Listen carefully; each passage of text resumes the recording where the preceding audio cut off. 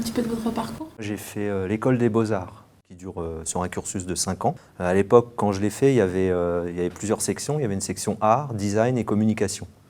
Et donc j'ai choisi naturellement la section communication, dans laquelle on faisait de la vidéo, de la photo, enfin voilà, on utilisait un peu ces médiums-là, qui m'ont attiré très, très rapidement, quoi. Et j'ai passé donc mon diplôme 5e année en faisant une réalisation, c'était un peu le but, une réalisation vidéo. Et pouvez-vous nous parler de votre parcours après? Donc après, j'ai cherché du travail et j'avais touché un petit peu à tous les postes, autant le poste de cadre que de montage, que de lumière, enfin voilà, on testait un petit peu tout. Et j'ai trouvé très vite à travailler dans une MJC, qui à l'époque avait plein de matériel vidéo et qui réalisait plein de petits films dans un quartier. Et après, j'ai trouvé du travail dans une entreprise qui faisait des films, essentiellement des films d'entreprise.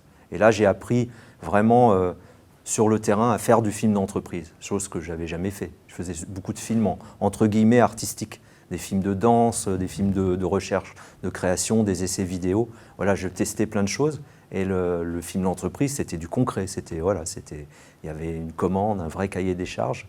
Et là, j'ai fait mes expériences comme monteur sur du documentaire. Vous avez sûrement dû rencontrer des difficultés. Donc les difficultés, je dirais que c'est souvent, elles viennent des gens qui vous commandent le film. Voilà, on a besoin d'un film, on voudrait ça. Et puis, il va se passer des choses qui font que ça ne va pas leur plaire, ou je ne sais pas, il va y avoir des aléas de tournage et des choses comme ça. Et c'est là où ça devient difficile.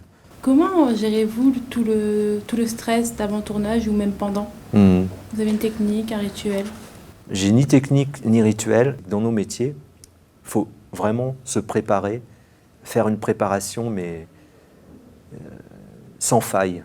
Bien savoir ce que veut la personne qui me demande le film, bien comprendre, qu'on se comprenne bien, qu'on échange beaucoup, prendre le maximum d'infos de l'endroit où je vais aller tourner. Des fois, on ne sait pas où on va tourner, on ne sait pas ce qu'on va trouver.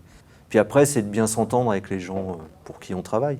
C'est aussi l'expérience qui fait ça, c'est un peu de maîtriser tous ces outils, d'avoir fait énormément d'expériences dans plein de domaines de films, qui permet en fait après, sur n'importe quel problème, de pouvoir le gérer assez vite.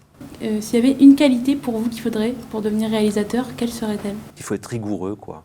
Dans toute la chaîne de production, je pense. Que ça soit dans l'écriture, la pré-production, enfin la préparation d'un film, le tournage et la post-production. Vous auriez un conseil à donner à un jeune qui voudrait se lancer dans la réalisation? Je pense qu'il y en a deux, c'est d'être curieux, de regarder énormément de films, mais de tout genre, de regarder tout ce qui se fait à la télévision, parce que ça nous porte aussi.